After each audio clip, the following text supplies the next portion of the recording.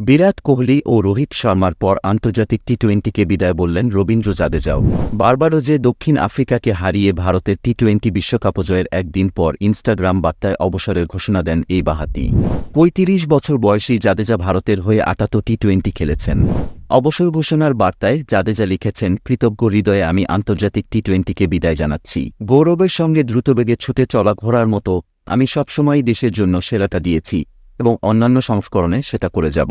আন্তর্জাতিক টি-20 ক্যারিয়ারের সর্বোচ্চ অর্জন টি-20 বিশ্বকাপ, যেটা জয়ের স্বপ্ন পূরণ হয়েছে। সব স্মৃতি, উল্লাস আর বিরামহীন সমর্থনের জন্য ধন্যবাদ। জাদেজা এবারে টি-20 বিশ্বকাপে খুব বেশি আলো ছড়াতে পারেননি। ৫ ইনিংসে ব্যাট করে দুটিতে অপরাজিত সহ করেন ৩৫ রান, আর ৭ ইনিংসে বল করে উইকেট নেন মাত্র একটি।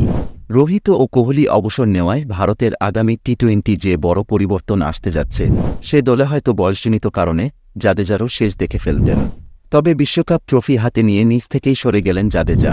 আন্তর্জাতিক টি-20তে ৭৪ ম্যাচের ৪১ ইনিংসে ব্যাট করে ১২৭.১৬ স্ট্রাইক রেটে ৫১৫ রান করেছেন জাদেজা, আর ৭১ ইনিংসে বল হাতে নিয়ে ৭.১৩ ইকোনমিতে নিয়েছেন ৫৪টি উইকেট। পুরো ভারতীয় আপনাকে খুব মিস করবে। অলরাউন্ডার কিং জাদেজা, আপনি ভালো থাকবেন।